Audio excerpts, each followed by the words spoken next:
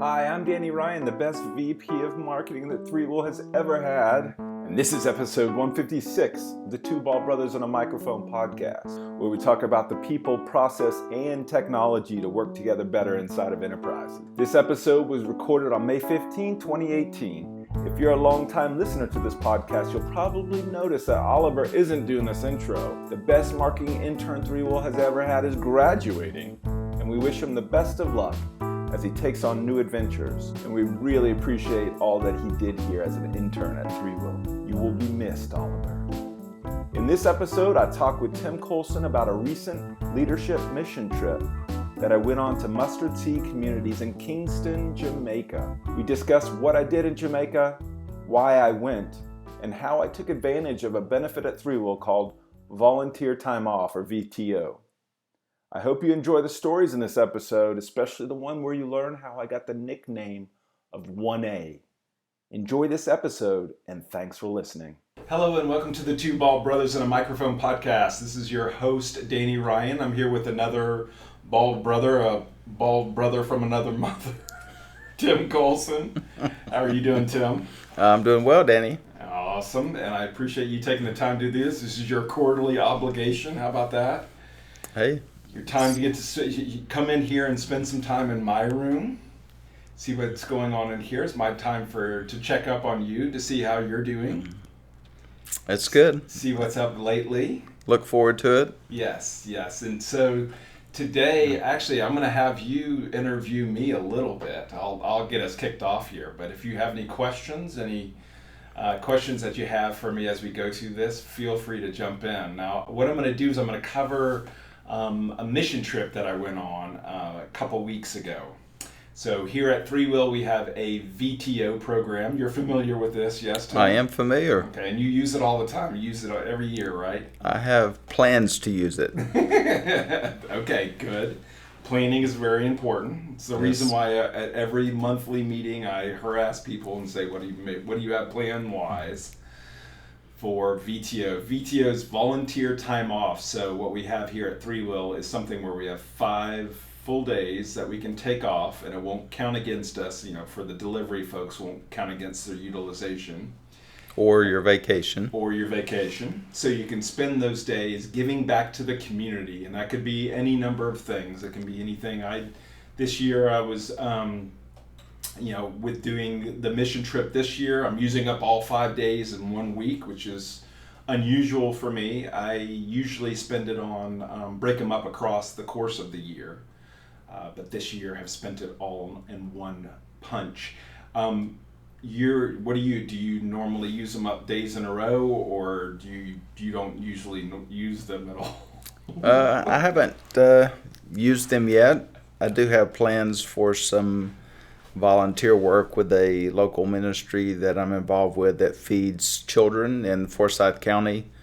And recently, as their ministry has grown and expanded, they've built some aquaponic greenhouses where they're now growing food that they then take to the people in the county, and it also provides some opportunities for people to work there. And the name of that ministry is? Phil Ministries. Yes. Is one of the names, the overall names, I guess. Meals by Grace was another name. So I've done some work there in the past, delivering food on the weekends. Mm-hmm. But I haven't done that in a while, but I was planning to try to get involved with some of the greenhouse ministry, which looks pretty interesting. That's wonderful. See, great. That's a really good thing. And I know we did the Meals by Grace a while back, a couple of times. Now it's a great ministry for helping out the less fortunate within the community. So, but back to your earlier question, just speaking from others' experience, I know a lot of the people here at work have volunteered time at their children's school, going in and spending a day. So I think they normally take those like a day at a time to go into their children's classroom, volunteer for various types of activities with the kids. Mm-hmm.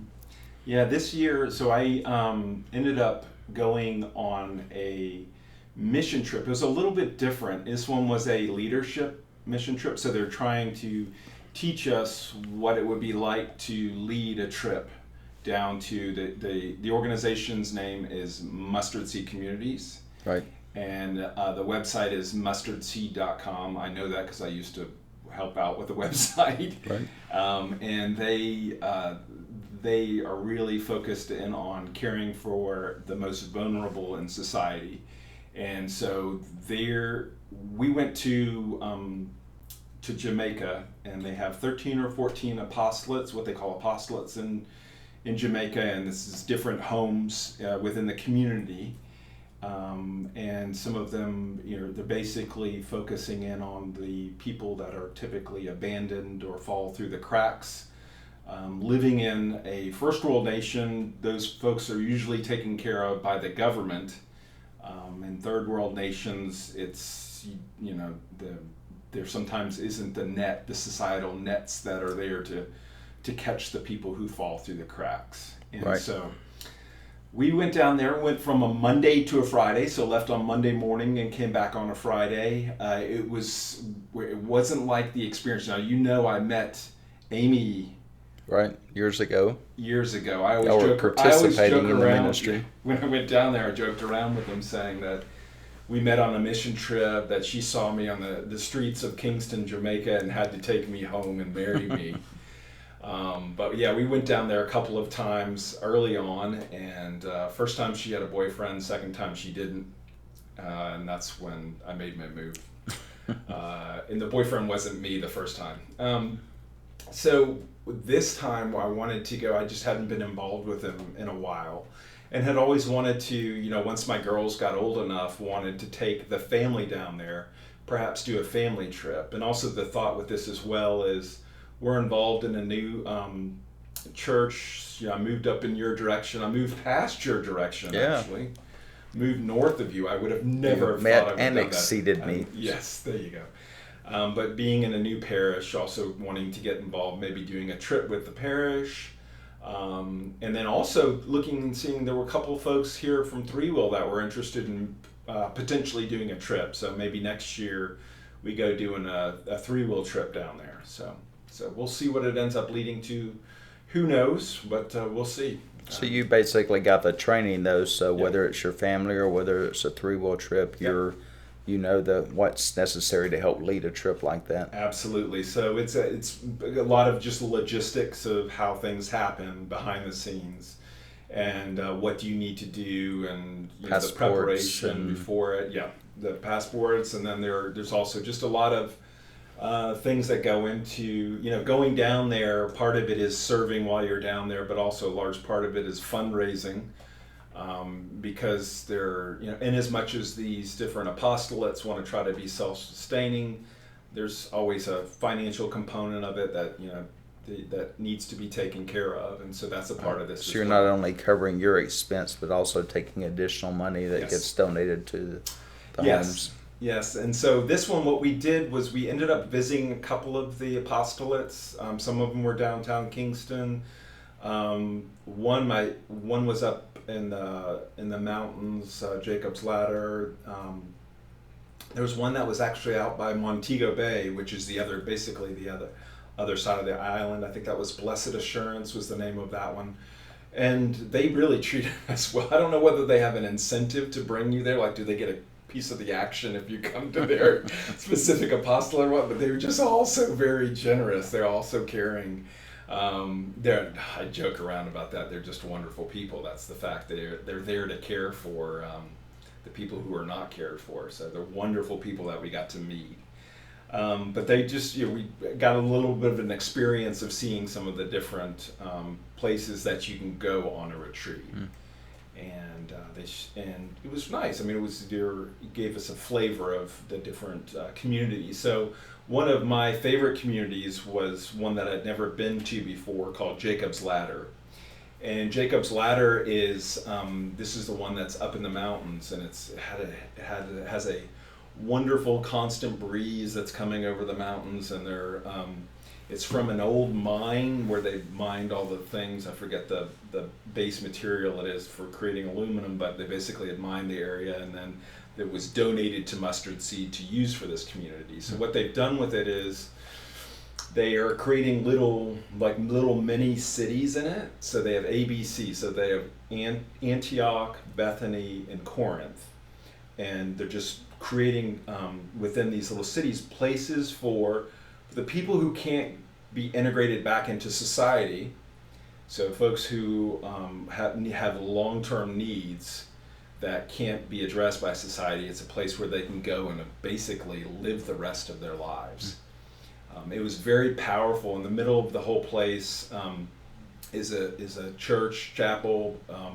It's up on a little hill, and one of the most powerful things that I saw is they have something called a columbarium, which is where it's like where people are buried, and they basically have a place there. And it reminded me actually of the down in Conyers, there's the Monastery of the Holy Spirit, and back behind the church there, they have where all the monks will be buried. And it's sort of like when you first see it, you're like, oh, that's so morbid. Like people know, you're like, that's where I'm going to be buried and spend eternity, and it's right out there.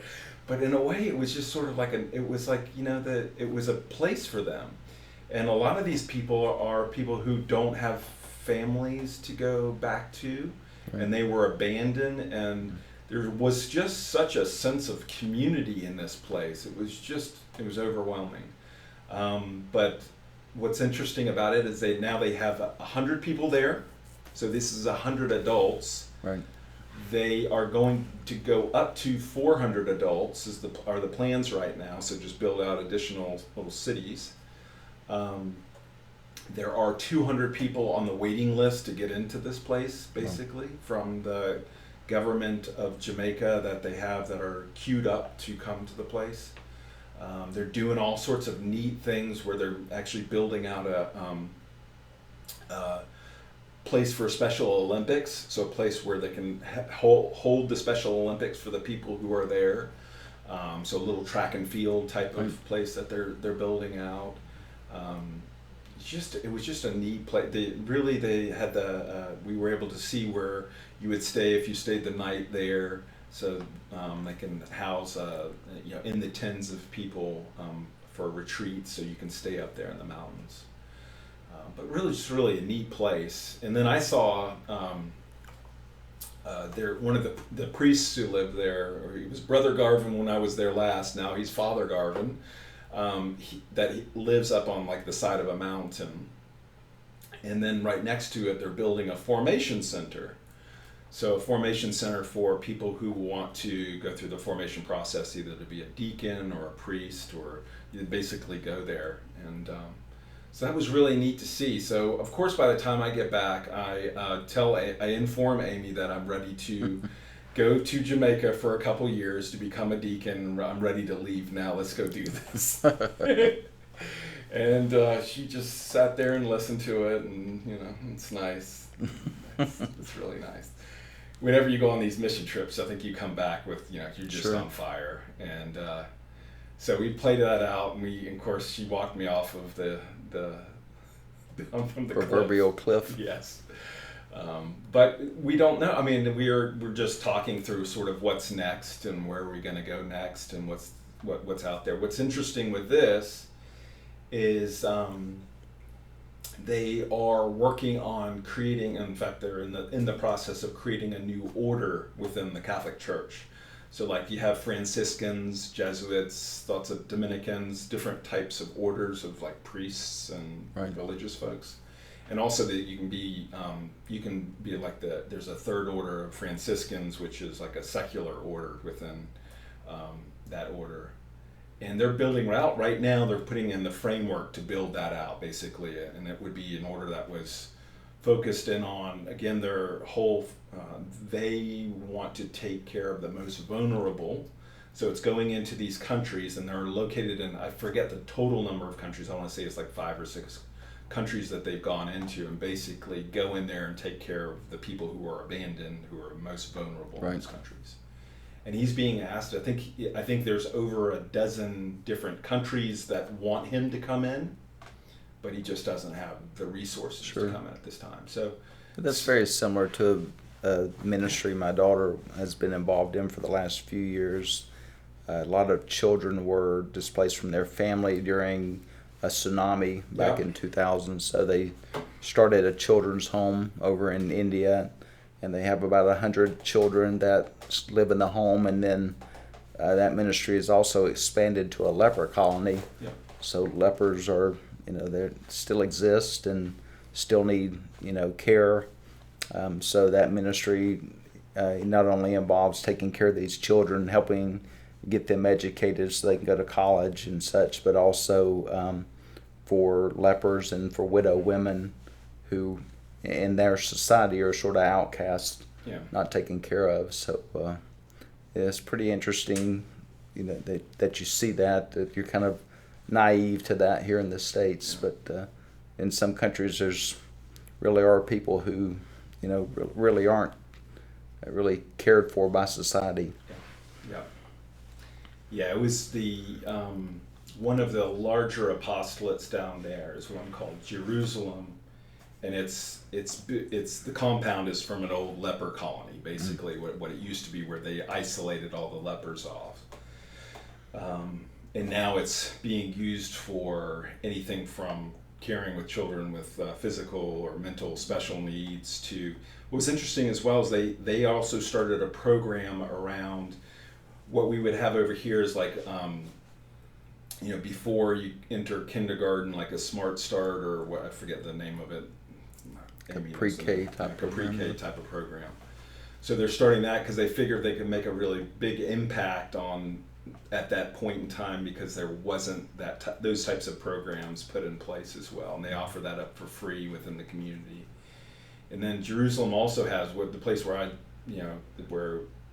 think I had the biggest impact going down there initially was they take care of abandoned children with AIDS, and was really interesting to see what's happened since I was down there, because within the last couple of years the medications have gotten so good. They have this wall where they basically remember the children who passed away, in the last couple of years there wasn't any. I don't even think there was a couple within the last couple of years, but you saw years before that where you had a dozen. Looking at the wall, you can kind of see the progress with medication. You can see the progress of the medications, which in the life that they're living. I mean, the children walk around there that look like everything's like they're very healthy, vibrant children. So thank goodness for good medication. Sure. It's really neat to see that, and and then we had a couple. It was fun. We had a couple fun times when we were down there as well. We went to Ocho Rios, which is a little beach. We typically on these mission trips they'll have like a part of the day where you're just getting away and just relaxing on the beach and getting away from everything and going and trying some Jamaican jerk, and then I also had a little stint where at my father's house in Kingston, they run a radio station, so we dropped in on the radio station. So just like this, we dropped in and sort of said, what are you up to? What are you doing? And it was funny. We shared he shared a little bit about some phrases in patois, which is the Jamaicans' language, and I tried to share, or we shared a little bit about Southern. So we taught him "bless your heart," which basically means you're saying you're an idiot about colloquialisms. Yeah. So we had a good time. That was really fun, and that was just really. It seemed to go by fast, but a great time. I'm looking forward to seeing where this sort of goes from here. Sure. Just let the Holy Spirit take over. And you just believe you're being prepared for something else and see where that goes, and we'll see what's up next. But it was a really nice time, nice way of spending VTO, and maybe we'll get something prepped up for next year and see where that goes for this. So I have probably gone, how long have we gone here? We've gone really long. We're 18 minutes. We're good. That's good. Any other questions that you have, I guess, from the trip? No, it sounds like there was a lot of good opportunity to serve people and to learn, and of course prepare yourself for taking some other people in the future to help them serve there as well. So. Absolutely. And it was nice to relax and let down my guard while down there. And I think one of the ladies at the place was like, "Oh, you're Mr. Funny Guy, aren't you?" Because I just try to make light of things. I don't know. Sure. People need to laugh. They need to laugh. In fact, I'll share one story, which was we took Spirit Airlines down there. I've never taken Spirit Airlines, but as soon as I realized we're taking Spirit Airlines, I'm like, okay, I'm going to get the best, I'm going to upgrade to the best seat I can. So I ended up booking to go down there, and we had to go through Fort Lauderdale.